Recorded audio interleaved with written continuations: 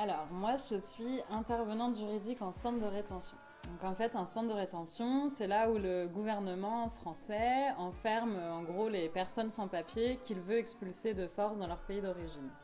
Et du coup, moi, je suis intervenante juridique, c'est-à-dire que j'ai un petit bureau au milieu du centre de rétention. Et en fait, toute la journée, je reçois les personnes qui sont enfermées et je les aide en fait à faire toutes les démarches juridiques possibles pour faire annuler leur expulsion et pour les sortir du centre de rétention. On a vécu tous les supplices, on veut juste sortir de la merde. On a voyagé. Ouais, donc moi je suis salariée d'une association qui s'appelle la CIMAD. La CIMAD, c'est une vieille association qui est née en 1939 et qui en fait lutte pour le respect de la dignité et des droits fondamentaux de chacun et qui accompagne notamment les migrants, les réfugiés, les demandeurs d'asile.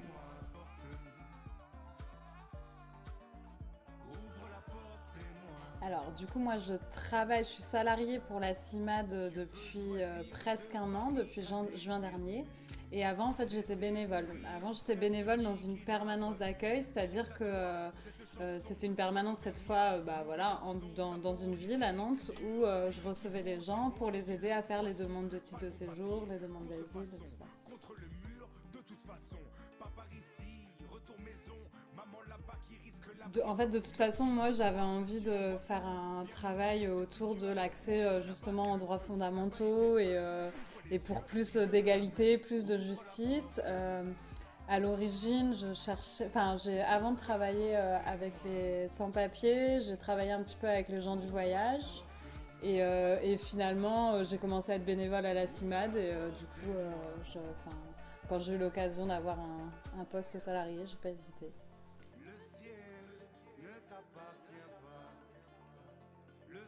J'ai étudié, alors j'ai fait 2 ans de classe préparatoire d'abord où je faisais économie, droit, culture générale et des langues. Et ensuite j'ai fait une licence en droit et un master spécialisé en droit pénal en fait.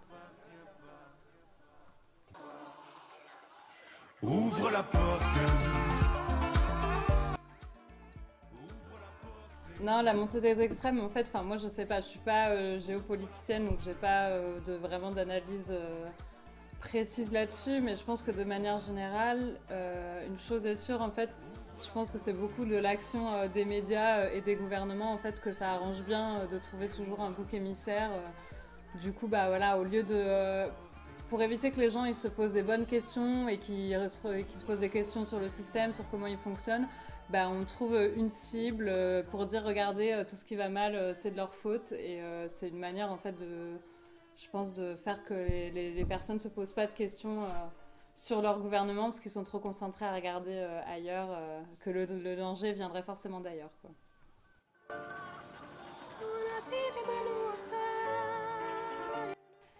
Alors, les gens viennent du monde entier.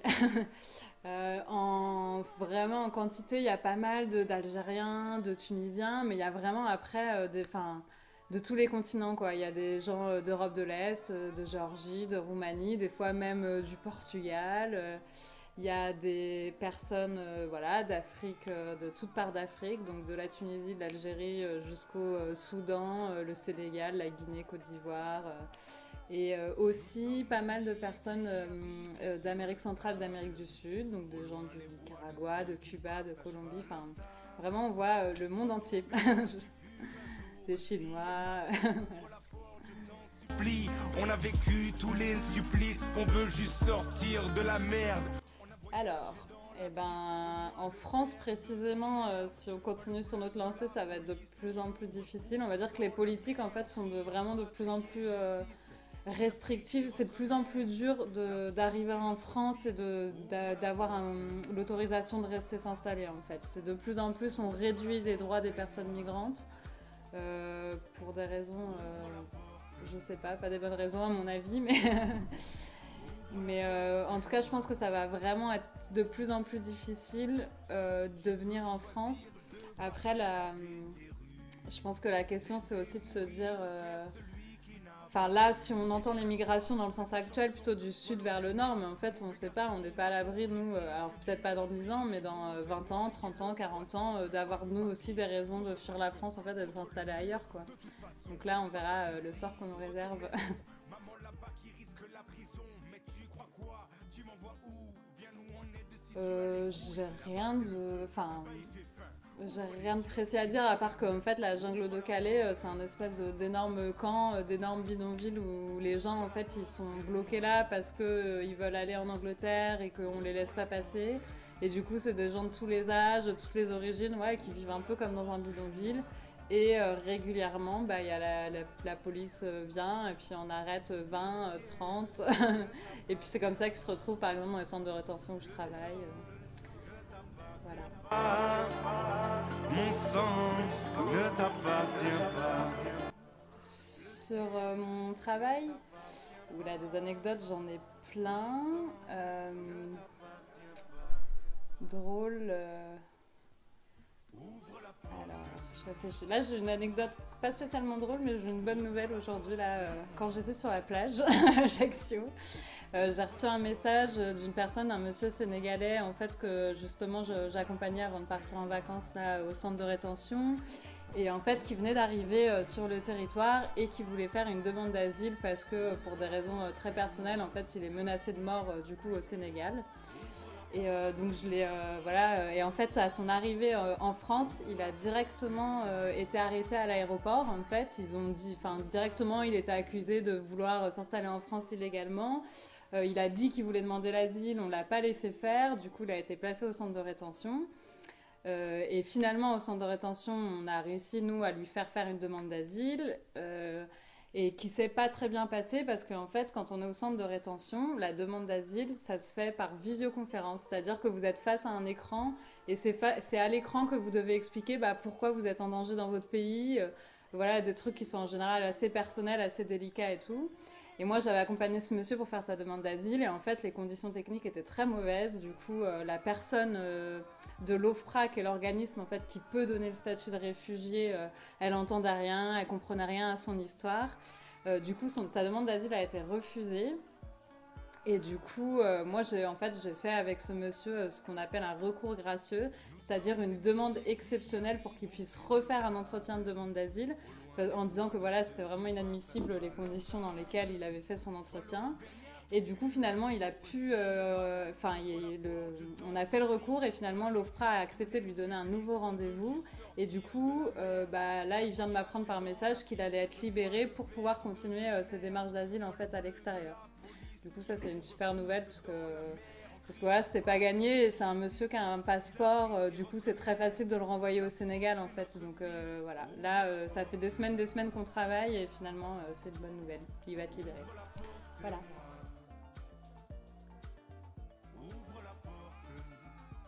Ou des anecdotes tristes. Oui, des anecdotes tristes, j'en ai plein aussi. En fait, il faut savoir que tous les jours en France, on enferme des enfants qui peuvent avoir de 6 mois à 18 ans avec leurs parents dans des centres de rétention qui, globalement, un centre de rétention, on n'y est pas parce qu'on a fait quelque chose de mal, contrairement à une prison. On y est juste parce qu'on n'a pas le bon titre de séjour, on n'a pas les bons papiers, mais concrètement ça fonctionne un peu comme une prison, c'est-à-dire qu'on peut pas, on est privé de liberté en fait. Tout autour c'est gardé par des policiers, c'est entouré par des grilles, on peut pas sortir. Et du coup en France on enferme des enfants avec leurs parents, et là la semaine dernière au centre où je travaille il y a une jeune fille géorgienne qui est enfermée pour être expulsée avec son papa, qui a 13 ans je crois, qui a fait une tentative de suicide en fait au centre de rétention. Parce que c'est trop triste peut-être. Voilà, c'est des conditions d'enfermement, en fait ça rend fou n'importe qui. Les personnes elles comprennent pas pourquoi elles se retrouvent ici, voilà, elles sont pas traitées normalement. Puis voilà, des anecdotes assez tristes, on en a souvent parce que globalement, on a pas mal de personnes qui soit sont là en France depuis très très longtemps, qui ont de la famille, qui ont toute leur vie ici, leur travail, qui vont être expulsées. Soit ça peut être des personnes aussi qui sont en danger, en fait, qui ont fui des pays comme l'Afghanistan, le Soudan, parce que voilà, là-bas c'est la guerre. Et puis concrètement, elles sont menacées d'être envoyées chez elles tous les jours. Donc des anecdotes tristes, on en a pas mal, malheureusement.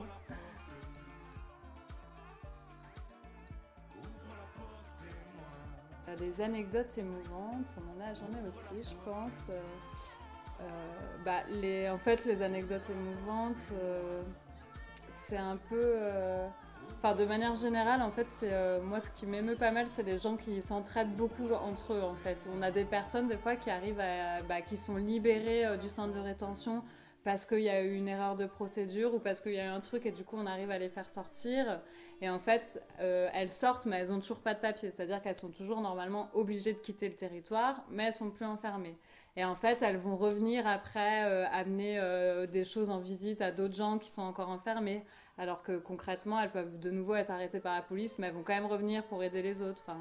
De manière générale, il y a pas mal d'anecdotes d'entraide entre les personnes qui sont enfermées, qui sont assez cool.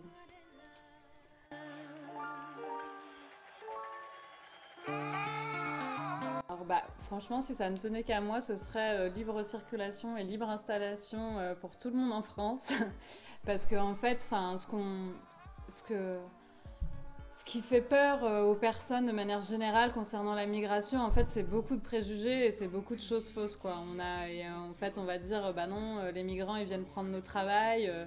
Non, en fait, en général, le travail qu'ils font, c'est des travaux qu'on ne veut pas faire. On dit les migrants, ils viennent profiter des aides sociales. Non, en fait, déjà, ils n'ont pas le droit de manière globale aux aides sociales. Et en fait, les migrants, s'ils demandent de l'aide, c'est parce qu'en général, quand ils sont en France, ils n'ont pas le droit de travailler. Du coup, vu qu'ils n'ont pas le droit de travailler, ils ne peuvent pas gagner d'argent. Donc oui, forcément, ils vont demander de l'aide à des associations. Mais si on les autorisait à travailler, en fait, ils seraient comme tout le monde. D'ailleurs, souvent, ils sont très travailleurs, plus que d'autres. Et du coup, ils auraient leur salaire, ils auraient besoin de rien. En fait, je pense vraiment que ça peut très bien marcher et que c'est vraiment des préjugés, des discours politiques qui nous font peur à ce sujet, mais il faut pas. Franchement, moi, j'aimerais juste un peu... Si tout le monde était un peu ouvert, un peu humain, un peu solidaire, on s'en sortirait tous très bien, j'en suis persuadée. Merci beaucoup. Super.